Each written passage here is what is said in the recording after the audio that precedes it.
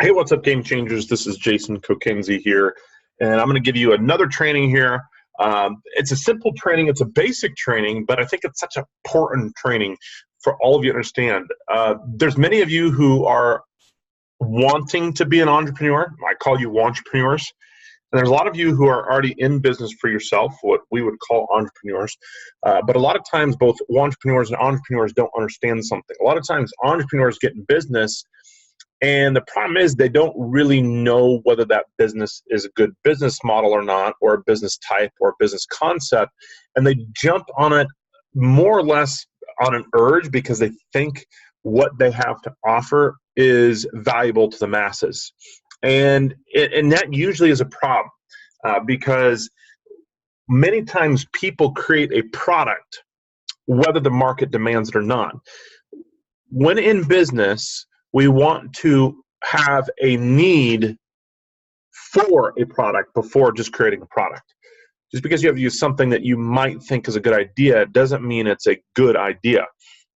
And so the point of this particular session here is to help everybody understand, number one, what does a good generational residual income based business look? And let me just put this. Residual income and generational are synonymous. You cannot have a generational business without residual income. Now, you can have a residual income business that's not generational, but you cannot have a generational business that is not residual income. So I want to make sure that's important that we all understand it at the very beginning, because again, I think many people struggle with jumping into business. And so for you who are already in business, this might be a little bit of a hard thing to swallow, grasp, or whatever, but you might be in a business right now that you're saying, man, I'd really like this to be a generational business. I'd like this to be inheritable, but I'm just going to be, because I want to help you. I'm going to say this because I want to help you. The business that you're in right now may not be generational, may not have the ability to be generational, may not have any opportunity. It may produce residual income now, but you have to come to the honest conclusion with yourself: is this something that literally can be generational? Is this something I can pass on to my kids, my grandkids, my great-grandkids? And I'm not saying don't continue with the business, but here's the thing. The whole point of Game Changers is to help people be able to retire within the next 5 to 10 years and never have to worry about money again. It's a mentorship. It's here to help guide you along, but sometimes that means coming to the tough choices in life about maybe something that you're already involved in, some business that you've already created. And instead of trying to work with that business for 5 to 10 years and then it be something 10, 15 years later that just isn't going to be in existence anymore, I want to help you make a decision now so that you will be able to have it not just for the next 10 years, for the next 50 years, or the next 100 years. A true generational income producing business. Something that, again, you can pass on to your kids, grandkids, great-grandkids. If you don't have kids, don't have intention to have kids or grandkids or anything like that, well, then put it into a trust fund, give it to a nonprofit, some type of charity, something like that. Create a nonprofit for it. Whatever it might be, work with that. And so I encourage you with those things. For those of you who are wantrepreneurs, in other words, you don't quite know what you want to do for business yet.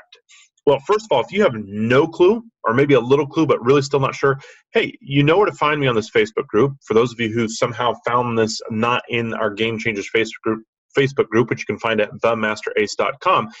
Go to themasterace.com, request to be part of the Facebook group, and find me. I'm all over it. So find me and let's sit down. Let's have a video conference where I can show you 3 to 4 to 5 residual income based business ideas that are potentially generational. And we can do that in about an hour. And it's no sales pitch. It's not anything like that. Here's a scenario. This is what it looks like. And so I'll throw that out there to you as far as an option if you want to. Then you're more than welcome to just find me personally on Facebook. If you have questions, feel free to message me or whatever. We talk to a lot of the Game Changers probably almost every single day, and would love to help you out with your business as well. So, hey, welcome. That's my intro. Welcome to this session of training, and I'm glad that you found it. And so why don't we just go ahead and get started here as we jump into this whole concept of what do you need to find in order to find a generational legacy business? So we have two slides. We have the interest slide, which you're seeing here, and we have this next slide that we got going on here. And it's nothing too powerful, well, it's powerful, but it's nothing too exciting as far as graphically wise. And I'm just going to go ahead and show you. Here are the 4 key components of finding a generational business. It's not rocket science, but the thing is, many people don't know the questions to ask, and so because that, they don't have the right answers because they don't know what questions to ask. It's hard to have the right answers when you don't know what questions are asked. And so I'm going to give you kind of the 4 key components of what it is to find a generational business. You're saying, Jason, do these really exist? Yeah, absolutely, they do. And so because of that, it's important for us to focus on how we can find those different types of key businesses out there. So the 4 key components of finding a generational business are timing, product, comp plan, and mentorship. These are all going to be different based upon your business model, your business type, et cetera, et cetera. But the overall principles will definitely apply to every business that's out there. And so, again, that whole concept of people need to find a market. You've got to figure out how you're solving people's problems. What's in it for them? What's in it for them? I want you to keep that in your mind. What's in it for them? And is it sustainable? Is it consumable? That's an important question too. Is it consumable? If I am in a business, and I'm not saying you can't be in a business that there's not like this, but I'm just going to tell you, I'm trying to help you make it easier. My recommendation is to be in a business that you have consumables on a monthly-ish basis. Because the more often you have people buying your products, the more residual income you get, right? If I sell, let's just say, for instance, I own a car lot. Now, a car lot is residual income to a degree. Especially if I'm the owner and I don't have to work the car lot anymore, I hire employees, and I don't ever have to step on the page. But here's the thing about this: how often do people buy cars? Is it once every 5 years? Is it once every 10 years? How often do people buy cars? Now, granted, certainly the income that we produce from cars is a lot higher than a lot of cases, but is that sustainable over the course of the next 10 years? You understand the car market, a large part of the money that these people are making are not actually on the cars itself, the profit itself. They're actually making on the loans that they get and the interest rates that are there. But sometimes people don't understand what the actual product is that they're selling, and so that makes businesses struggle as well. And sometimes I find that the business that the product that we thought was the main product ends up sometimes being a secondary product, and another product ends up being the main product. And so don't be frustrated if that happens. That's a very typical thing. So I will just encourage you with that. But let's just go through these things, the 4 key components of finding a generational business. And again, these are overarching to all business types. The principles are the same. You're going to have to apply this to your particular business. If you have a particular question in regard to your particular business, again, feel free to reach out. I'm here for you. So let's talk about number 1, timing. Guys, the number 1 thing I hear so often in business, and especially when it comes to the real estate world, but not just real estate, it really does really affect all business. We often hear the phrase of location, location, location. And I'm just going to tell you something. Location is awesome, but it's not the best. Location is awesome, but not the best. We'll use real estate as the example, just so that you understand. And location is being at the right place, right? So you can be in the right place for business, but does not mean it's a good business. So to give you an example, right now, you can buy real estate on a beachfront. All right, you can buy real estate in a beachfront, and that's great and all. And right now, that piece of property might cost $1 million. It might cost $500,000, whatever. It's going to cost quite a bit of money because it's on the beach, and that's great. That's wonderful. That's what you want to spend. But here's the thing: great location, right? You're on the beach. It's a beachfront property. No one's going to argue. I mean, who doesn't like hearing the sound of the ocean, right? I'm a major ocean person. I love the ocean, and it's great to have beachfront property because of all that type of stuff. But here's the thing: when a hurricane comes through, it devastates an area, And then what happens? It's no longer about location, is it? Because that market where that real estate was, that beachfront property, just lost a substantial amount of appreciation because of a hurricane. So location is not good at that point. In fact, as a real estate investor, when that hurricane comes through, that's exactly what I look for, because now all that real estate's dropped down. So now that piece of property that may have cost $500,000 now costs maybe $350,000 or something to that degree. And so for a real estate investor, that's a dip, and that's when it's the best time to buy in a dip. So it's about location for a lot of people, but they don't understand that location is not good. What's more important than location is actually timing. So instead of saying location, location, location, I say timing, timing, timing. And that's so important because, guys, timing is better. Going back to the real estate on the beachfront property, I can buy when it's non-hurricane season and spend a lot of money on a piece of property. Or I can wait when the market drops and buy then. And timing, timing, timing is going to trump location, location, location. Now the sweet spot is when location and timing meet. When location and timing meet, well, that's fantastic, because if you can get that beachfront property on a good time when a hurricane may have hit a couple months later, all the real estate's dropped, you go in, you go buy, that's both timing and location, and that's fantastic. And so timing, guys, timing, in my opinion, trumps everything else. That's why on this pie chart here, you see that timing is more important than the product and the comp plan. Now, I've got the mentorship at the bottom. There's a reason why it's at the bottom here. And so it's important to understand this, though. Timing trumps product and comp plan, okay?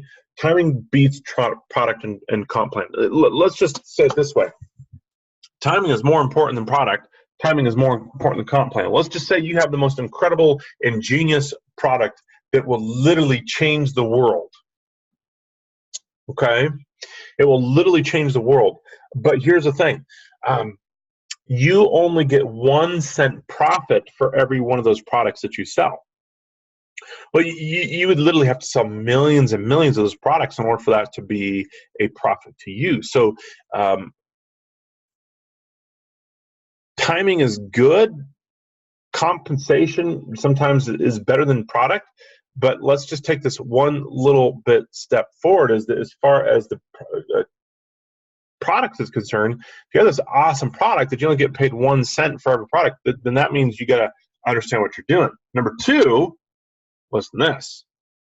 You may have that really cool product that everybody wants, and you only make 1 cent share, but what if you go out to the street and everyone else in the street selling it too? They all have a bumper sticker that says, I sell this awesome product. Well, see, now you have a saturated market, so no matter how much you get paid for that product, profit-wise, even if you get paid 1 cent profit or you get $1 million profit per sell, if it's a saturated market, it doesn't really matter. And so a lot of times people just jump into business in a saturated market and they don't get it. They don't understand it. They don't understand that a saturated market is a bad thing. So there's nothing wrong with a little competition, because that shows that there's a market for it. But if it's a market so saturated that you can't really get an angle in it where you can make generational income, well, then you need to really evaluate. If you're in a business where 50,000 other products are just similar like yours, well, I'm going to say, unless you're something just absolutely unique, which can happen, you're gonna struggle. So going to timing trumps. Let's go to this product. Here's the thing when it comes to product. Yes, I just said the word. We want it to be unique. We want it to be unique. We want it to be category creating. You know, if you have a product, let's say you have a cell phone. Okay, it's a saturated market. But if you're going to go in the cell phone industry, you've got to ask yourself, the question is, why is my cell phone so incredibly unique that I can make a huge impact in this market and take a chunk out of that market because of my product's uniqueness? Well, let me just tell you something. That's typically okay? Typically harder than it seems. It's better just to start off with a whole new, what we call category creating product. I'll give you the example of iPhone. In 2007, January 2007, the iPhone came into existence. Before that, in December 2006, there was this thing called the flip phone. The last cool flip phone, guys, the Motorola Razr. But in January 2007, when the iPhone came out, it created a whole new category called the smartphone industry. Now, fast forward to today, question. When was the last time you saw a flip phone? You may see them randomly here and there, but let's just be honest and say the market is absolutely saturated with cell phone after cell phone after cell phone. And if you've noticed that in the cell phone market, all these cell phone manufacturers produce a new cell phone about every 6 months to a year. Why? Because they're always trying to get a share of the market, and they need to be unique. And because of the way technology is, they've got to be with the latest and greatest technology, and they just need to move forward, et cetera, et cetera, et cetera. And so, guys, a category creating product that will change the world is a very important thing. Now, again, we want to look for a unique product. I don't want to have to compete with Walmart. I don't want to have to compete with Amazon. I don't want to have to compete with your local big box store. I want to take my product and, if need be, take a end cap at my local store. Does that make sense? So, guys, if we're looking at product, we want it to be unique. We want it to be category creating. We don't want to have to compete with everybody else. I'll use cosmetics, and I'm not saying cosmetics is a bad industry to go into, or any type of toiletries. But if you go, let's just say shampoo. If you go to the store and you look at shampoo, guys, there's 50, 60, 70, 100 different types of shampoo, and that's just at Walmart or Target. But then there's the whole natural organic world of shampoo too, and there's about 40, 50 different types of natural organic shampoo. So if I'm going to go in the shampoo market, guys, there's probably a couple hundred, 200, 300, 400 different shampoos that I have to compete. And so we then have to come and say, why is my shampoo so good? It used to be able to say that you could slap on the title organic and you would be unique. But guys, that organic market is definitely a saturated market. So it used to be, well, animal and cruelty free, and you'll see those on a lot of different bottles. But that's a saturated market now. So again, I'm just giving examples to help you understand why is yours so unique. And I want you to be aware against celebrity endorsements. To me, celebrity endorsements are trash. They sell people. But don't you base a business opportunity off of a celebrity endorsement. Because understand, celebrities get paid, and honestly, I believe that that it actually cheapens everything when we get a celebrity endorsement as opposed to not having a celebrity. Okay, does that make sense? So find something unique, find something that's category creating. I'm telling you something, if you find something unique in category creating, you're not going to need a lousy, celebrity endorser. It's gonna speak for itself. I find that celebrity endorsements don't really have a lot of clout when all said and done. They just don't.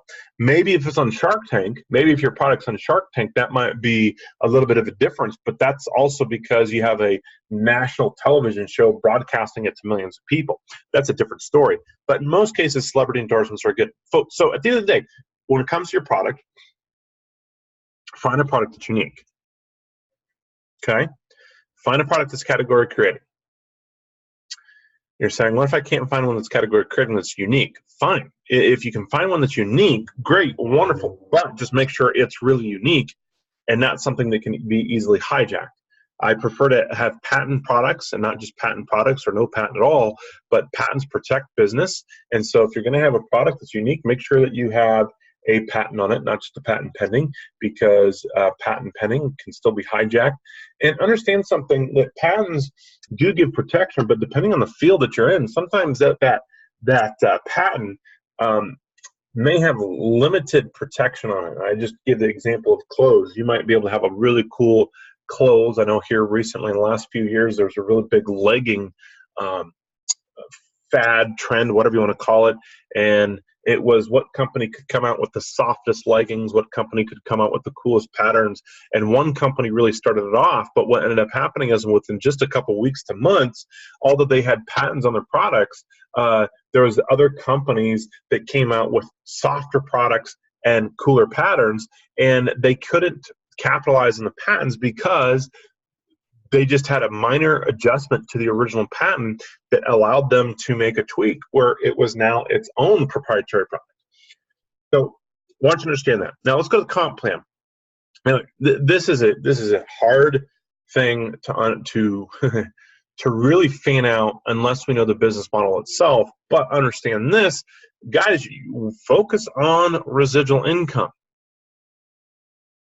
Okay, focus on residual income, because without residual income, it is impossible. It is impossible. It is impossible to have a generational business.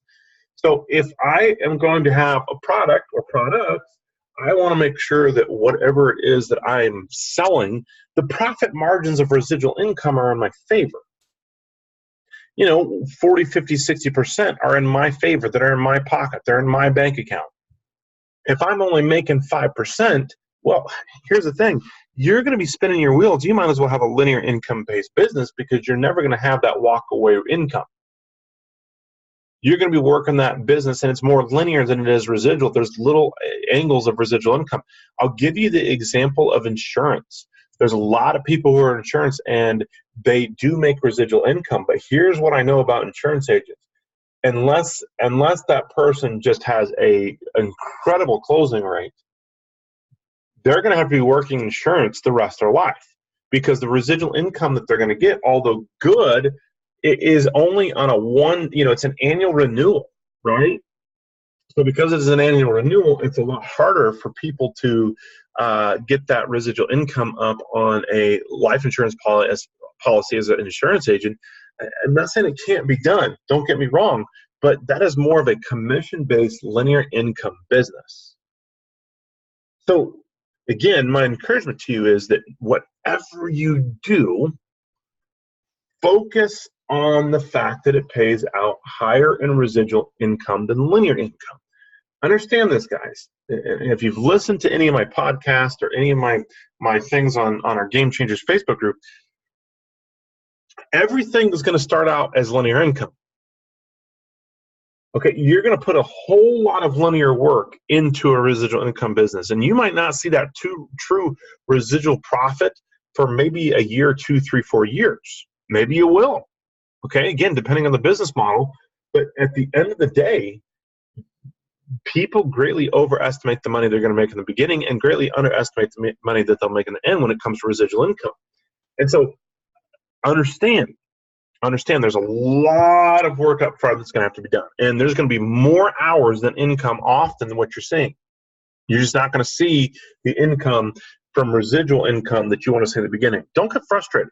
That's the name of the game. That's the nature of the beast. It's the way it goes. It's the reality of it. And my goal as a mentor here in Game Changers and your businesses is, guys, to mentor you, tell you the hard things as well as tell you the fun things. Building a business is not easy. It is hard. That's why, and I've said these before, only 1% of business owners of any type of business, of any type of thing, have success after 5 years. Most businesses close by year 5.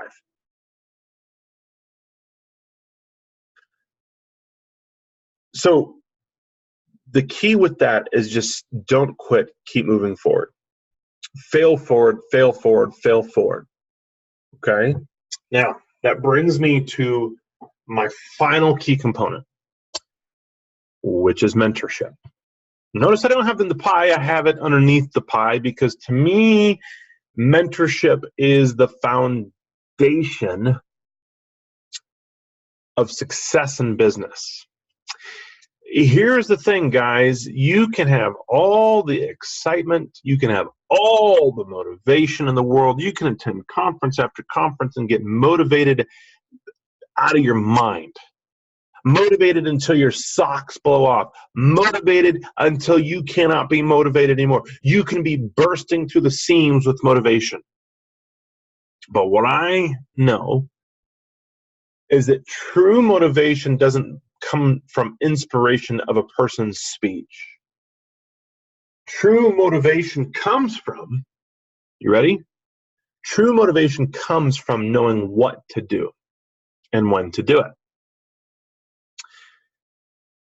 And in my opinion, the best place to know what to do, the nuts and bolts of how you get your business to run, is often done by mentorship. But a lot of people fail at getting a mentor, and here's the reason why. They don't ask. They don't ask. They don't ask. Can I encourage you with mentorship? I think it's absolutely necessary.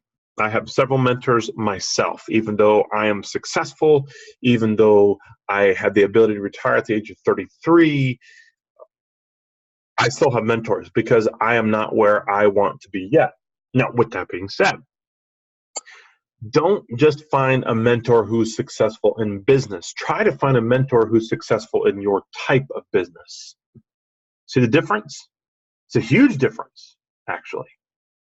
If I want to be successful in real estate investing, I'm not going to ask a real estate agent. I'm going to ask a real estate investor. See the difference? If I want to be successful in real estate investment, I'm not going to ask a successful business owner in drop shipping, a successful person in wholesale. I'm going to ask a successful business owner in real estate investment. Does that make sense? And I'm going to say something, and I mean this in all love and care. And I don't mean to offend anybody when I say this. Guys, people who are in corporate America are not business owners, although we often call corporate America guys in suits businessmen. No, they're not businessmen. They're employees. That is what they are. They are employees. And if they lose their job, their income goes away because they don't own the company at corporate America. That corporate America owns them. They have a noose around their neck, and that company dictates their life. They are not businessmen. Understand that. Mentorship is imperative. That's why I have it at the bottom, because it is the foundation of everything else. You might have awesome timing, awesome product, awesome comp plan, and I've seen this before, and I've seen it hundreds and hundreds of times, that people have the first three components and they nail it and incredible, but what they don't have is that bottom piece, that foundational piece of mentorship. So guys, these are the four key components of finding a generational business. You're saying, Jason, do these businesses exist? Yeah, they do. Absolutely they do. And so they're out there. They're absolutely out there. So you just need to go find them. Find them. Search. Now you know you've got the key ingredients, guys. You're saying, well, Jason, do you have some? I always have some because I'm always looking. I'm always looking for business, and I've learned in my life two phrases. If you're newer to listening to me, you've maybe not heard me say this lately. But here's the thing: it's said that everyone in their lifetime has two once-in-a-lifetime opportunities. Once before they're 40, and once after they're 40. I don't know what part of that scale that you are living on, but here's the thing, guys. Take that into consideration.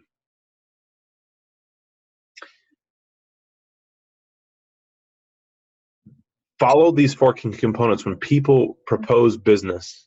Don't say no.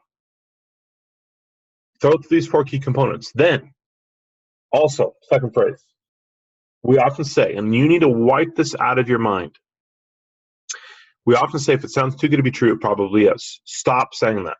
Absolutely stop saying that. Quit it. Knock it off. Stop saying it. Instead of saying, if it sounds too good to be true, you need to say this. If it sounds too good to be true, I should probably go search it out. Okay, let me say it again. If it sounds too good to be true, you should probably go search it out. Don't make a mistake that later on in years to come, you're going to say, oh man, I wish I would have jumped on that opportunity now. Search it out. Follow along these 4 key components. Again, if you want help, go to themasterrace.com. Check it out. Reach out to me. Message me. Love to chat with you. Get to know you. Hey, thanks for watching the 4 key components of finding a generational business.